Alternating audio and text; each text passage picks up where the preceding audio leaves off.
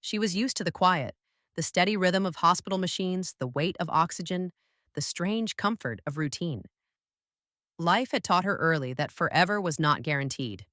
She read stories about love, about adventure, about lives bigger than hers, and she wondered what it would be like to live one, not just to exist, but to matter.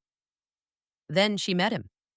He was different, confident, mischievous, full of life in a way that made her forget her own limits. Where she saw endings, he saw beginnings.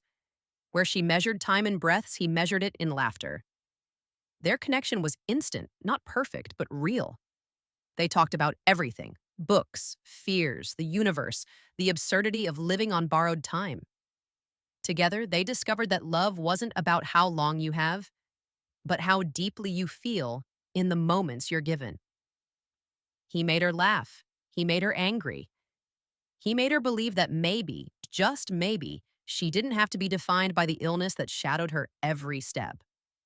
They shared an obsession with a book, one that ended suddenly without answers. So they decided to find the author, to ask the questions that haunted them both. It became their adventure, their way of taking control of a life that felt like it was slipping away. They traveled across oceans, chasing meaning, searching for closure. But what they found instead was truth. Raw, uncomfortable, and heartbreaking. Life doesn't promise neat endings. Not in books, not in love, not in anything that truly matters. And yet, even as reality closed in, the pain, the fear, the loss, they refused to let go of joy. They laughed in hospitals, danced under streetlights, kissed like time wasn't an enemy. Their love was fierce, fragile, and painfully beautiful. Then the story turned. The one who had seemed invincible, the one who made jokes about death, became its next target. The roles reversed.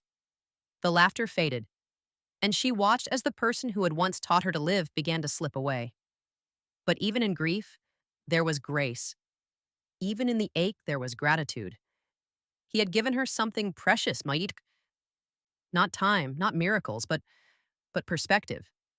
He showed her that life, however brief, could still be infinite in meaning, that some infinities are smaller than others, but still endless to those who live them. When he was gone, she spoke of him not as a tragedy, but as a gift. He had burned bright, quick, impossible, unforgettable, and though his story ended, he changed hers forever. Because love, real love, doesn't fade when a heartbeat stops. It echoes, it lingers, it becomes part of who we are. She once thought her life was a series of hospital visits and countdowns.